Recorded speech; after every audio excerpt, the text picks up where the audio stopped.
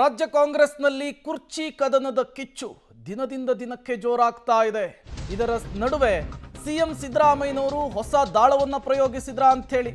ಹೌದು, ಮೈಸೂರಿನಲ್ಲಿ ನಾನೇ 5 ವರ್ಷ ಸಿಎಂ ಅಂತ ಹೇಳಿ ಸಿದ್ದರಾಮಯ್ಯನವರೇ ಹೇಳಿದ್ರು. ಹೈಕಮಾಂಡ್ ಮುಂದುವರಿರಿ ಅಂದ್ರೆ ಮುಂದುವರಿತೀನಿ ಅಂತ ಹೇಳಿ ಈಗ ಚಿಕ್ಕಬಳ್ಳಾಪುರದಲ್ಲಿ ಹೇಳ್ತಾ ಇದ್ದಾರೆ. ಹಾಗಾದ್ರೆ ಸಿದ್ದರಾಮಯ್ಯನವರ ಈ ಸ್ಟೇಟ್ಮೆಂಟು ತಂತ್ರಗಾರಿಕೆನಾ ಅಥವಾ ದಿಕ್ಕು ಬದಲಿಸುವಂತಹ ಆಟನ, ಖರ್ಗೆ ಕೊಟ್ಟಂತಹ ಸಂದೇಶನ? ಸಹಜವಾದಂತಹ ಪ್ರಶ್ನೆ.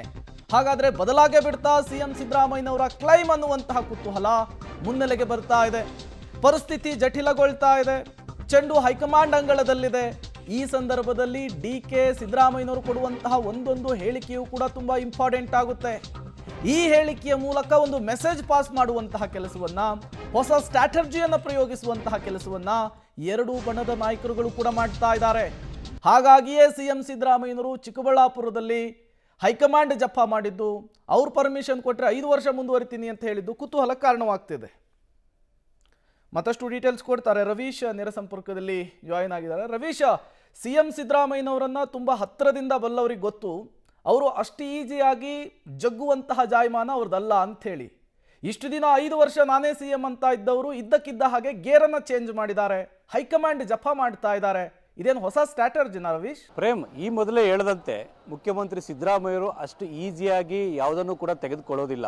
ಅಂದರೆ ಏನೆಲ್ಲ ಸ್ಟ್ರಾಟಜಿಗಳನ್ನು ಮಾಡಬೇಕು, ಮುಯಿಗೆ ಮುಯಿ ಸೇರಿಗೆ ಸವಾ ಸೇರು, ಈ ರೀತಿಯ ಪಾಲಿಟಿಕ್ಸ್ನ ಅವರು ಮಾಡಿಕೊಂಡೇ ಬಂದಿದ್ದಾರೆ. ಹಾಗಾಗಿ ಈ ವಿಚಾರದಲ್ಲೂ ಕೂಡ ಅದನ್ನೇ ಮಾಡ್ತಾರೆ. ಆದರೆ ಕಾಂಗ್ರೆಸ್ನ ಹೈಕಮಾಂಡ್ನ ಮುಂದಿಟ್ಕೊಂಡು ಕಾಂಗ್ರೆಸ್ ಹೈಕಮಾಂಡ್ ನನ್ನ ಪರ ಇದೆಯೋ ಇಲ್ವೋ ಅನ್ನೋದ್ರ ಬಗ್ಗೆ ಯಾವುದೇ ರೀತಿಯ ಕ್ಲಾರಿಟಿಯನ್ನು ಅವ್ರು ಕೊಡ್ತಾ ಇಲ್ಲ. ಆದರೆ ಹೈಕಮಾಂಡ್ ಹೇಳ್ದಂಗೆ ನಾನು ಕೇಳ್ತೇನೆ, ನಾನು ಕೇಳಬೇಕಾಗುತ್ತೆ, ಡಿ ಕೆ ಶಿವಕುಮಾರ್ ಅವರು ಕೇಳಬೇಕಾಗುತ್ತೆ ಅಂತ ಮತ್ತೆ ಪುನರುಚ್ಚಾರ ಮಾಡಿದ್ದಾರೆ.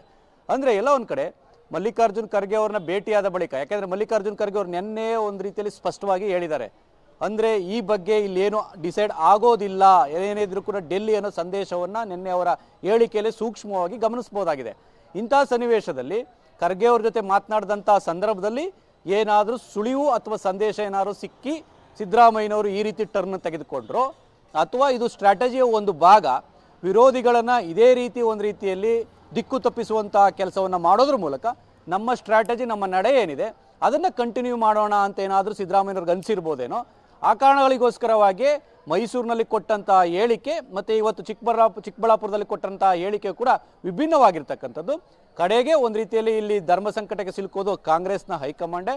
ಹಾಗಾಗಿ ರಾಹುಲ್ ಗಾಂಧಿ ಅವರ ಮುಂದೆ ನಡೆಯುವಂತಹ ಒಂದು ಮಹಾ ತೀರ್ಮಾನವೇ ಅಂತಿಮವಾಗಿರುತ್ತೆ. ಇಬ್ಬರೂ ನಾಯಕರು ಕೂಡ ಹೈಕಮಾಂಡ್ ಸಂಧಾನಕ್ಕೆ ಒಪ್ತಾರಾ ಇಲ್ವೋ ಅನ್ನೋದನ್ನ ಮುಂದಿನ ದಿನಗಳಲ್ಲಿ ಗೊತ್ತಾಗಬೇಕಾಗತ್ತೆ. ಒಂದಂತೂ ಸತ್ಯ, 2 ಟೀಮ್ ಕಡೆಯಿಂದನೂ ಕೂಡ ಈಗ ಒಂದು ರೀತಿಯಲ್ಲಿ ಅಲರ್ಟ್ ಆಗಿದ್ದಾರೆ. ಇಬ್ಬರೂ ಕೂಡ ಸ್ಟ್ರಾಟಜಿಗಳ ಮೇಲೆ ಸ್ಟ್ರಾಟಜಿಗಳನ್ನು ಮಾಡ್ತಾನೆ ಇದ್ದಾರೆ.